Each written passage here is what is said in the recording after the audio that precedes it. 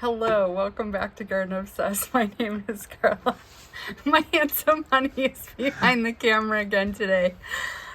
He's the reason I'm laughing. But today I wanted to talk about sweet peas and some of the things that I have learned over the last couple years of growing them, because I think my sweet pea starts are looking pretty bomb this year. They're nice and healthy and strong. I could have planted these a few weeks ago. There's tons of branching. They're a lot thicker and sturdier than they usually are. And usually I grow them under lights. And this year, I kicked them outdoors a lot earlier than I usually do. So they've been outside for probably overnight. They've been outside for the last 2 weeks. Non-stop. And before that, there was probably at least 2 or 3 weeks where they were doing, days outside and evenings inside if it was supposed to get too cold. So sweet peas can actually handle some negative temperatures. These have been outside in -4, -5 degrees. I wouldn't want to go a whole lot colder than that. But as you can see, they're looking really good. So the other thing that I do to kind of get nice sturdy growth here is I give them a pinch. And what that means is once they get, I don't know, maybe 4 or 5 inches tall, I just come in and I pinch back to 2 or 3 sets of leaves. So somewhere around there. This is a branch already. This has already been pinched long ago. And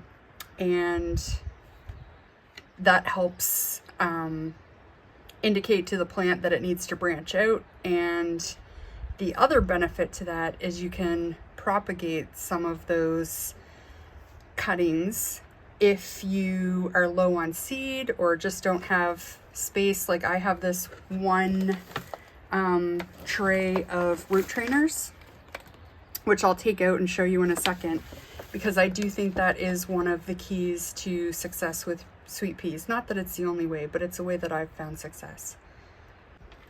So before we take a look at the root trainers, let me show you what I did this year with my cuttings.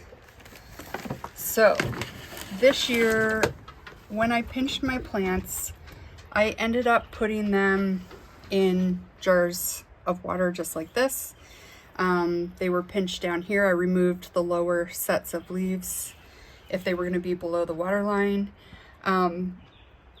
I've not done it this way before. In the past, I would put this cutting directly into soil and it would look, something like this, and had some success with that. Maybe, probably like a 50% success rate doing it directly in the soil with or without rooting hormone. Didn't seem to make much of a difference. This year, for the first time, I did it this way.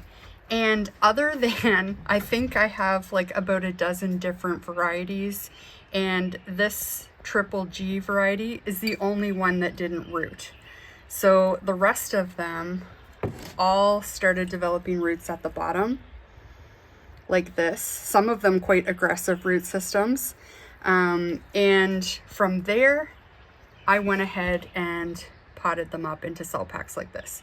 So I like to do this because I only have this one root trainer. They've become quite expensive over the last couple of years, and this is a way to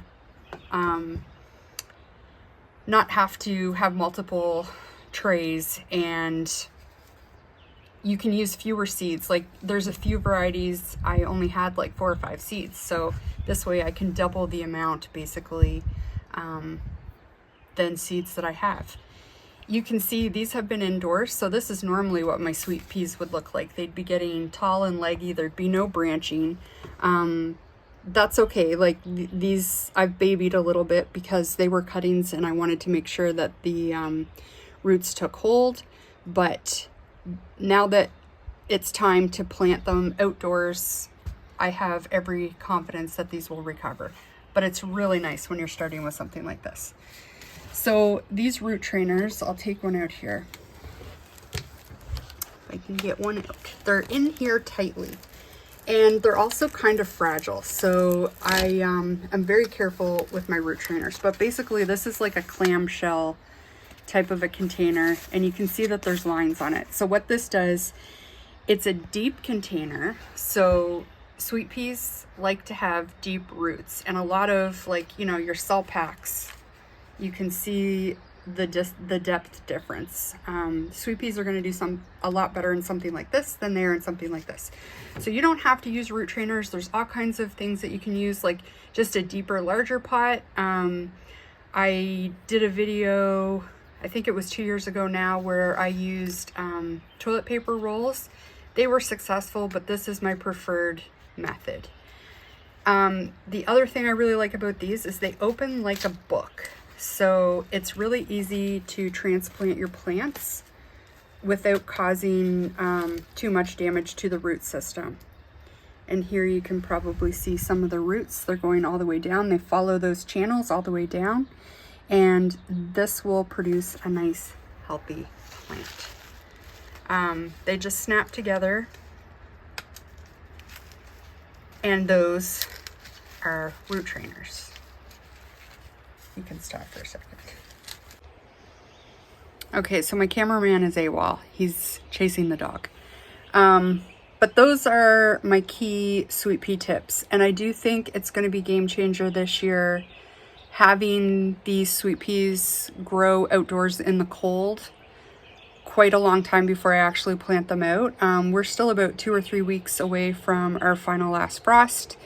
And probably these could have been planted already. Typically I plant them out about a month before our last frost.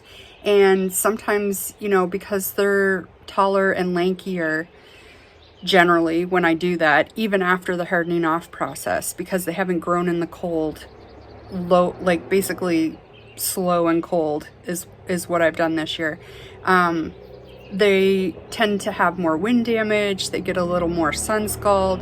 So I'll definitely update you guys once we get these out into the garden and the season progresses. But those were a couple of game changers that I implemented this year that I think is going to, I mean, I've grown successful sweet peas the last few years for sure, but I think this is even going to just amp it up to the next level. And I am looking forward to the flower season. So are you guys growing sweet peas this year? Do you have any secrets that you're willing to share with us all? I would love to know. Leave a comment below. And I thank you for watching. I hope you come back. We'll see you next time.